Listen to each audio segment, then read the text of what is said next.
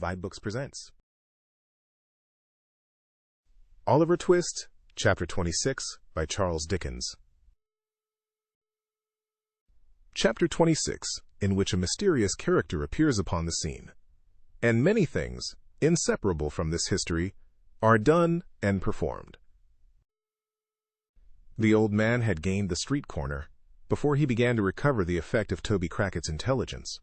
He had relaxed nothing of his unusual speed, but was still pressing onward in the same wild and disordered manner, when the sudden dashing past of a carriage and a boisterous cry from the foot passengers who saw his danger drove him back upon the pavement. Avoiding, as much as was possible, all the main streets, and skulking only through the byways and alleys, he at length emerged on Snow Hill. Here he walked even faster than before, nor did he linger until he had again turned into a court, when, as if conscious that he was now in his proper element, he fell into his usual shuffling pace and seemed to breathe more freely. Near to the spot on which Snow Hill and Holborn Hill meet, opens, upon the right hand as you come out of the city, a narrow and dismal alley leading to Saffron Hill. In its filthy shops are exposed for sale huge bunches of second-hand silk handkerchiefs of all sizes and patterns, for here reside the traders who purchase them from pickpockets. Hundreds of these handkerchiefs hang dangling from pegs outside the windows, or flaunting from the doorposts, and the shelves within are piled with them. Confined as the limits of Field Lane are, it has its barber, its coffee shop, its beer shop, and its fried fish warehouse. It is a commercial colony of itself, the emporium of petty larceny, visited at early morning and setting in of dusk by silent merchants who traffic in dark back parlors and who go as strangely as they come. Here, the clothesman, the shoe vamper, and the rag merchant display their goods as signboards to the petty thief. Here, stores of old iron and bones, and heaps of mildewy fragments of woolen stuff and linen, rust and rot in the grimy cellars. It was into this place that the Jew turned. He was well known to the sallow denizens of the lane, for such of them as were on the lookout to buy or sell nodded familiarly as he passed along. He replied to their salutations in the same way, but bestowed no closer recognition until he reached the further end of the alley, when he stopped to address a salesman of small stature who had squeezed as much of his person into a child's chair as the chair would hold, and was smoking a pipe at his warehouse door. "Why, the sight of you, Mr. Fagin, would cure the hop-tommy," said this respectable trader, in acknowledgment of the Jew's inquiry after his health. "The neighborhood was a little too hot lively," said Fagin, elevating his eyebrows and crossing his hands upon his shoulders. "Well, I've heard that complaint of it once or twice before," replied the trader, "but it soon cools down again. Don't you find it so?" Fagin nodded in the affirmative.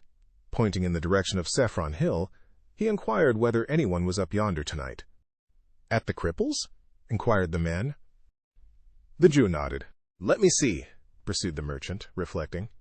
"Yes, there's some half-dozen of 'em gone in, that I knows. I don't think your friend's there." "Sykes is not, I suppose?" inquired the Jew, with a disappointed countenance. "Non istwentus, as the lawyers say," replied the little man, shaking his head and looking amazingly sly. "Have you got anything in my line tonight?" "Nothing tonight," said the Jew, turning away.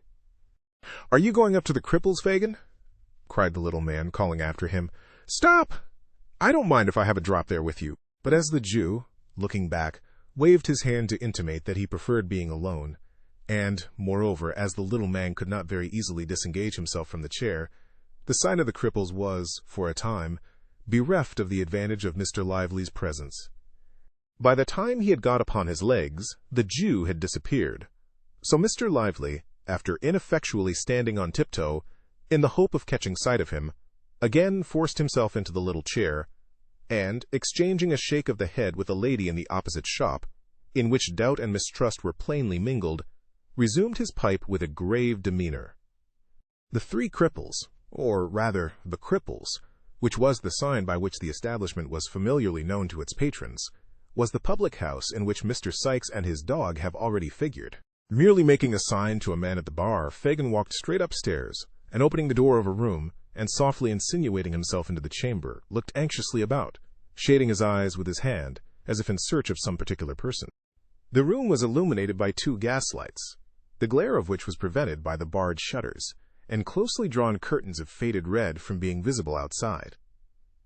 The ceiling was blackened to prevent its color from being injured by the flaring of the lamps, and the place was so full of dense tobacco smoke that at first it was scarcely possible to discern anything more. By degrees, however, as some of it cleared away through the open door, an assemblage of heads, as confused as the noises that greeted the ear, might be made out. And as the eye grew more accustomed to the scene, the spectator gradually became aware of the presence of a numerous company, male and female, crowded round a long table, at the upper end of which sat a chairman with a hammer of office in his hand, while a professional gentleman with a bluish nose, and his face tied up for the benefit of a toothache, presided at a jingling piano in a remote corner.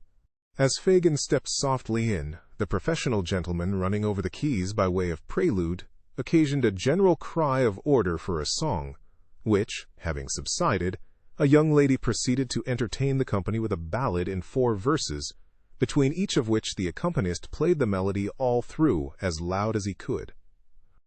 When this was over, the chairman gave a sentiment, after which the professional gentleman on the chairman's right and left volunteered a duet, and sang it with great applause.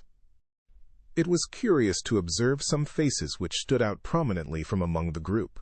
There was the chairman himself, the landlord of the house, a coarse, rough, heavy-built fellow, who, while the songs were proceeding, rolled his eyes hither and thither, and, seeming to give himself up to joviality, had an eye for everything that was done, and an ear for everything that was said, and sharp ones too.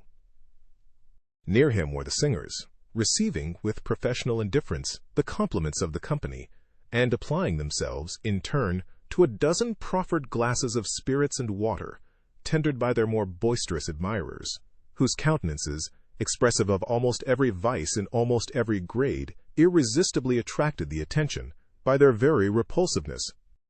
Cunning, ferocity, and drunkenness in all its stages were there, in their strongest aspect, and women, some with the last lingering tinge of their early freshness almost fading as you looked, others with every mark and stamp of their sex utterly beaten out, and presenting but one loathsome blank of profligacy and crime. Some mere girls, others but young women, and none past the prime of life, formed the darkest and saddest portion of this dreary picture. Fagin, troubled by no grave emotions, looked eagerly from face to face while these proceedings were in progress, but apparently without meeting that of which he was in search. Succeeding, at length, in catching the eye of the man who occupied the chair, he beckoned to him slightly, and left the room as quietly as he had entered it. "What can I do for you, Mr. Fagin?" inquired the man as he followed him out to the landing. "Won't you join us? They'll be delighted, every one of 'em." The Jew shook his head impatiently, and said in a whisper, "Is he here?" "No," replied the man. "And no news of Barney?" inquired Fagin. "None," replied the landlord of the Cripples, for it was he. "He won't stir till it's all safe. Depend on it. They're on the scent down there, and that if he moved, he'd blow upon the thing at once. He's all right enough, Barney is, else I should have heard of him. I'll pound it, that Barney's managing properly. Let him alone for that." "Will he be here tonight?"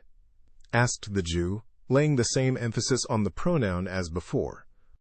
"Monks, do you mean?" inquired the landlord, hesitating. "Hush," said the Jew. "Yes, certain," replied the man, drawing a gold watch from his fob. "I expected him here before now. If you'll wait 10 minutes, he'll be—" "No, no," said the Jew hastily, as though, however desirous he might be to see the person in question, he was nevertheless relieved by his absence. "Tell him I came here to see him, and that he must come to me tonight. No, say tomorrow. As he is not here, tomorrow will be time enough." "Good," said the man. "Nothing more?" "Not a word now," said the Jew, descending the stairs. "I say," said the other, looking over the rails and speaking in a hoarse whisper, "what a time this would be for a cell. I've got Phil Barker here. So drunk that a boy might take him." "Ah, but it's not Phil Barker's time," said the Jew, looking up. "Phil has something more to do before we can afford to part with him. So go back to the company, my dear, and tell them to lead merry lives, while they last." "Ha, ha, ha!" The landlord reciprocated the old man's laugh, and returned to his guests. The Jew was no sooner alone than his countenance resumed its former expression of anxiety and thought, After a brief reflection, he called a hack cabriolet and bade the man drive towards Bethnal Green. He dismissed him within some quarter of a mile of Mr. Sikes's residence and performed the short remainder of the distance on foot. "Now," muttered the Jew as he knocked at the door, "if there is any deep play here, I shall have it out of you, my girl, cunning as you are." "She was in her room," the woman said. Fagin crept softly upstairs and entered it without any previous ceremony. The girl was alone, lying with her head upon the table and her hair straggling over it. "She has been drinking," thought the Jew coolly, "or perhaps she is only miserable." The old man turned to close the door as he made this reflection. The noise thus occasioned roused the girl. She eyed his crafty face narrowly as she inquired to his recital of Toby Crackett's story. When it was concluded, she sank into her former attitude, but spoke not a word. She pushed the candle impatiently away, and once or twice as she feverishly changed her position, shuffled her feet upon the ground. But this was all. During the silence, the Jew looked restlessly about the room, as if to assure himself that there were no appearances of Sikes having covertly returned. Apparently satisfied with his inspection, he coughed twice or thrice, and made as many efforts to open a conversation. But the girl heeded him no more than if he had been made of stone. At length he made another attempt, and rubbing his hands together, said in his most conciliatory tone, "And where should you think Bill was now, my dear?" The girl moaned out some half-intelligible reply that she could not tell, and seemed, from the smothered noise that escaped her, to be crying. "And the boy, too," said the Jew, straining his eyes to catch a glimpse of her face. "Poor leetle child, left in a ditch, Nance. Only think." "The child," said the girl, suddenly looking up, "is better where he is than among us, and if no harm comes to Bill from it, I hope he lies dead in the ditch, and that his young bones may rot there." "What?" cried the Jew in amazement. "Aye, I do," returned the girl, meeting his gaze. "I shall be glad to have him away from my eyes, and to know that the worst is over. I can't bear to have him about me. The sight of him turns me against myself and all of you." "Pooh," said the Jew scornfully. "You're drunk." "Am I?" cried the girl bitterly. "It's no fault of yours if I am not. You'd never have me anything else if you had your will except now. The humor doesn't suit you, doesn't it?" "No," rejoined the Jew furiously. "It does not." "Change it, then," responded the girl with a laugh. "Change it," exclaimed the Jew, exasperated beyond all bounds by his companion's unexpected obstinacy and the vexation of the night. "I will change it. Listen to me, you drab. Listen to me, who with 6 words can strangle Sikes as surely as if I had his bull's throat between my fingers now. If he comes back and leaves the boy behind him, if he gets off free and dead or alive, fails to restore him to me, murder him yourself if you would have him escape Jack Ketch. And do it the moment he sets foot in this room, or mind me, it will be too late." "What is all this?" cried the girl involuntarily. "What is it?" pursued Fagin, mad with rage. "When the boy's worth hundreds of pounds to me, am I to lose what chance threw me in the way of getting safely, through the whims of a drunken gang that I could whistle away the lives of? And me bound, too, to a born devil that only wants the will, and has the power to... Panting for breath, the old man stammered for a word, and in that instant checked the torrent of his wrath and changed his whole demeanor. A moment before, his clenched hands had grasped the air, his eyes had dilated, and his face grown livid with passion. But now he shrunk into a chair, and, cowering together, trembled with the apprehension of having himself disclosed some hidden villainy. After a short silence, he ventured to look round at his companion. He appeared somewhat reassured on beholding her in the same listless attitude from which he had first roused her. "Nancy, dear," croaked the Jew in his usual voice. "Did you mind me, dear?" "Don't worry me now, Fagin," replied the girl, raising her head languidly. "If Bill has not done it this time, he will another. He has done many a good job for you, and will do many more when he can, and when he can't, he won't, so no more about that." "Regarding this boy, my dear?" said the Jew, rubbing the palms of his hands nervously together. "The boy must take his chance with the rest," interrupted Nancy hastily. "And I say again, I hope he is dead, and out of harm's way, and out of yours. That is, if Bill comes to no harm. And if Toby got clear off, Bill's pretty sure to be safe, for Bill's worth 2 of Toby any time."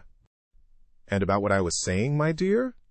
observed the Jew, keeping his glistening eye steadily upon her. "You must say it all over again, if it's anything you want me to do," rejoined Nancy. "And if it is, you'd better wait till tomorrow. You put me up for a minute, but now I'm stupid again."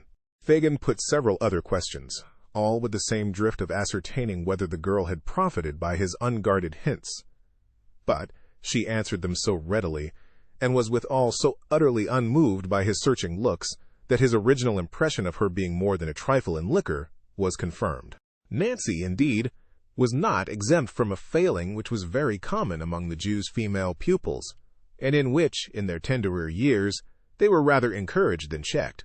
Her disordered appearance, and a wholesale perfume of Geneva which pervaded the apartment, afforded strong confirmatory evidence of the justice of the Jew's supposition. And when, after indulging in the temporary display of violence above described, she subsided, first into dullness, and afterwards into a compound of feelings, under the influence of which she shed tears one minute, and in the next gave utterance to various exclamations of "Never say die," and divers calculations as to what might be the amount of the odds so long as a lady or gentleman was happy, Mr. Fagin, who had had considerable experience of such matters in his time, saw, with great satisfaction, that she was very far gone indeed. Having eased his mind by this discovery, and having accomplished his twofold object of imparting to the girl what he had, that night, heard and of ascertaining with his own eyes that Sikes had not returned, Mr. Fagin again turned his face homeward, leaving his young friend asleep, with her head upon the table. It was within an hour of midnight. The weather being dark, and piercing cold, he had no great temptation to loiter. The sharp wind that scoured the streets seemed to have cleared them of passengers, as of dust and mud, for few people were abroad, and they were to all appearance hastening fast home. It blew from the right quarter for the Jew, however, and straight before it he went, trembling and shivering as every fresh gust drove him rudely on his way. He had reached the corner of his own street, and was already fumbling in his pocket for the door-key, when a dark figure emerged from a projecting entrance which lay in deep shadow, and crossing the road, glided up to him unperceived. "Fagin!" whispered a voice close to his ear. "Ah," said the Jew, turning quickly round. "Is that—" "Yes," interrupted the stranger. "I have been lingering here these 2 hours. Where the devil have you been?" "On your business, my dear," replied the Jew, glancing uneasily at his companion and slackening his pace as he spoke. "On your business all night." "Oh, of course," said the stranger with a sneer. "Well, and what's come of it?" "Nothing good," said the Jew. "Nothing bad, I hope," said the stranger, stopping short and turning a startled look on his companion. The Jew shook his head and was about to reply, when the stranger, interrupting him, motioned to the house, before which they had by this time arrived, remarking that he had better say what he had got to say under cover, for his blood was chilled with standing about so long, and the wind blew through him. Fagin looked as if he could have willingly excused himself from taking home a visitor at that unseasonable hour, and indeed muttered something about having no fire. But his companion repeating his request in a peremptory manner, he unlocked the door and requested him to close it softly, while he got a light. "It's as dark as the grave," said the man, groping forward a few steps. "Make haste." "Shut the door," whispered Fagin from the end of the passage. As he spoke, it closed with a loud noise. "That wasn't my doing," said the other man, feeling his way. "The wind blew it to, or it shut of its own accord, one or the other. Look sharp with the light, or I shall knock my brains out against something in this confounded hole." Fagin stealthily descended the kitchen stairs. After a short absence he returned with a lighted candle and the intelligence that Toby Crackit was asleep in the back room below, and that the boys were in the front one. Beckoning the man to follow him, he led the way upstairs. "We can say the few words we've got to say in here, my dear," said the Jew, throwing open a door on the first floor. "And as there are holes in the shutters, and we never show lights to our neighbors, we'll set the candle on the stairs. There." With those words, the Jew, stooping down, placed the candle on an upper flight of stairs, exactly opposite to the room door. This done, he led the way into the apartment, which was destitute of all movables save a broken armchair, and an old couch or sofa without covering which stood behind the door. Upon this piece of furniture the stranger sat himself with the air of a weary man, and the Jew, drawing up the armchair opposite, they sat face to face. It was not quite dark. The door was partially open, and the candle outside threw a feeble reflection on the opposite wall. They conversed for some time in whispers. Though nothing of the conversation was distinguishable beyond a few disjointed words here and there, a listener might easily have perceived that Fagin appeared to be defending himself against some remarks of the stranger, and that the latter was in a state of considerable irritation. They might have been talking thus for a quarter of an hour more, when Monks, by which name the Jew had designated the strange man several times in the course of their colloquy, said, raising his voice a little, "I tell you again, it was badly planned. Why not have kept him here among the rest, and made a sneaking, sniveling pickpocket of him at once?" "Only hear him!" exclaimed the Jew, shrugging his shoulders. "Why, do you mean to say you couldn't have done it, if you had chosen?" demanded Monks sternly. "Haven't you done it, with other boys, scores of times? If you had had patience for a 12-month at most, couldn't you have got him convicted, and sent safely out of the kingdom, perhaps for life?" "Whose turn would that have served, my dear?" inquired the Jew humbly. "Mine," replied Monks. "But not mine," said the Jew submissively. "He might have become of use to me. When there are two parties to a bargain, it is only reasonable that the interests of both should be consulted. Is it, my good friend?" "What then?" demanded Monks. "I saw it was not easy to train him to the business," replied the Jew. "He was not like other boys in the same circumstances." "Curse him, no," muttered the man, "or he would have been a thief long ago." "I had no hold upon him to make him worse," pursued the Jew, anxiously watching the countenance of his companion. "His hand was not in. I had nothing to frighten him with, which we always must have in the beginning, or we labor in vain. What could I do? Send him out with the Dodger and Charlie? We had enough of that at first, my dear. I trembled for us all." "That was not my doing," observed Monks.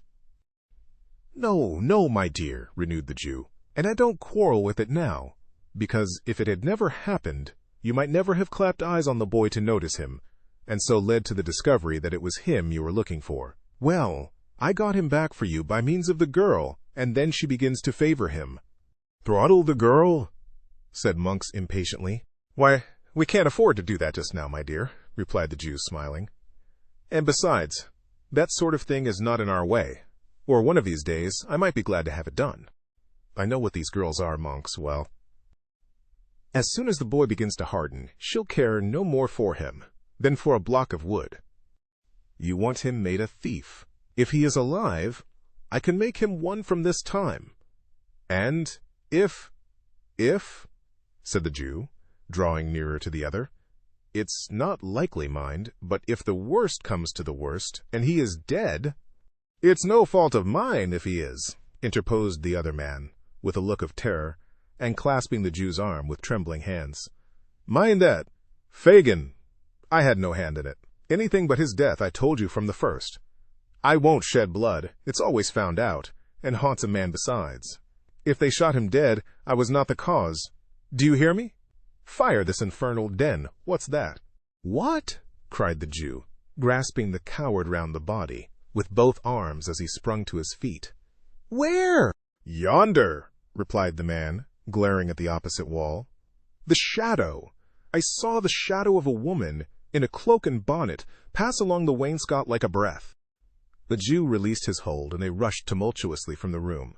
The candle, wasted by the draught, was standing where it had been placed. It showed them only the empty staircase, and their own white faces. They listened intently.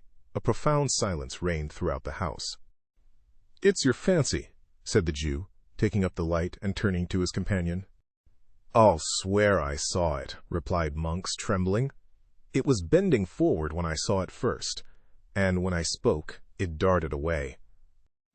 The Jew glanced contemptuously at the pale face of his associate, and, telling him he could follow if he pleased, ascended the stairs.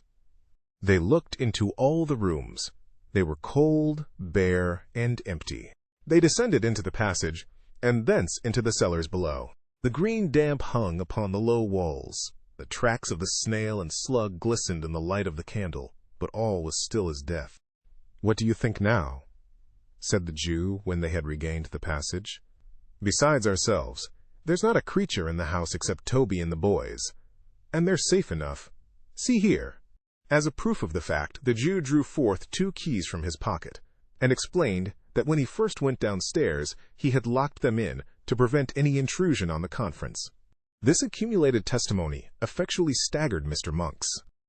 His protestations had gradually become less and less vehement as they proceeded in their search without making any discovery, and now he gave vent to several very grim laughs and confessed it could only have been his excited imagination. He declined any renewal of the conversation, however, for that night, suddenly remembering that it was past 1 o'clock. And so the amiable couple parted. Thank you for tuning in to vibeBooks. We hope you enjoyed this journey. Please consider liking, commenting, and subscribing to our channel. Check out our playlist or explore vibeBooks for more classic stories. Until next time, happy listening.